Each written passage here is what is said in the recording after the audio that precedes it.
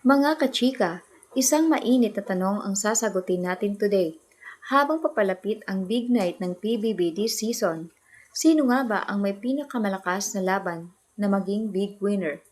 Pag-uusapan natin ang tatlong pangalan na ngayon ay usap-usapan sa fandom. Una, Caprice Cayetano. Ikalawa, Ashley Sarmiento. At ikatlo, Hit Journalist.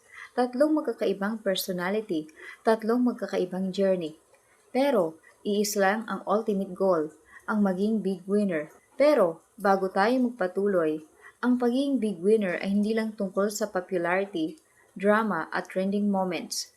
Kasama dyan ang character development, emotional resilience, pakikisama at fan support. Simulan natin kay Caprice. Siya yung tipo na unti-unting nag-shine sa loob ng bahay. Hindi pilit ang galaw, natural ang pakikisama, may steady growth.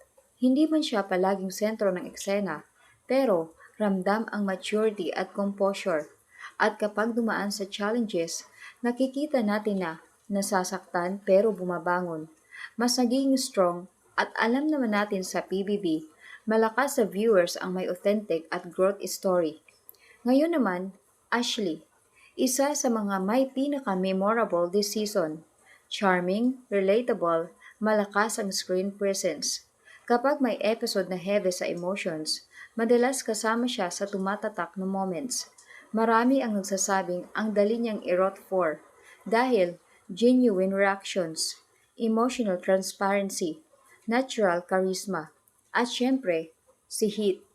Siya yung may strong aura sa loob ng bahay. Confident, stand-out personality, may leadership vibes.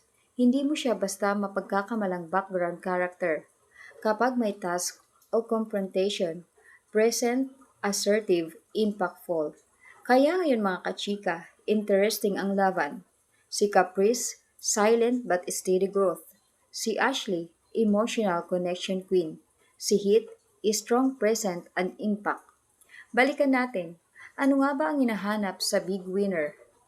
Check, may transformation. Check, may relatability. Check, may consistency. At last, may audience impact. At base sa observation, maraming fans ang nagsasabing isa sa kanilang tatlo ang may big winner edit. Solid fan base, emotional investment ng viewers. Kayo naman mga kachika, sino ang big winner ninyo? Team Caprice, Team Ashley, or Team Heat?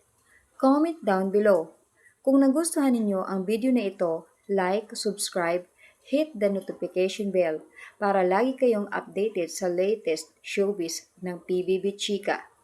This is Yansky Chika, kung saan laging mainit ang usapan.